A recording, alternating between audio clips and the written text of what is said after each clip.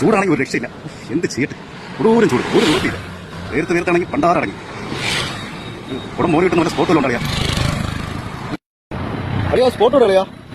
ആ സ്പോട്ട് നമ്മളെ തിരുവനന്തപുരം ലുലുമാളില്ലേ, ആ വേളിയിലോട്ട് പോകുമ്പോൾ ആ വഴി ദേവപ്രസാദം ഐ ഹോസ്പിറ്റൽ എന്നൊരു ഹോസ്പിറ്റലാണ്.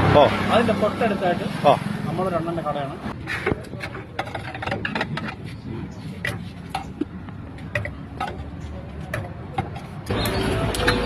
മൂന്നായിട്ടം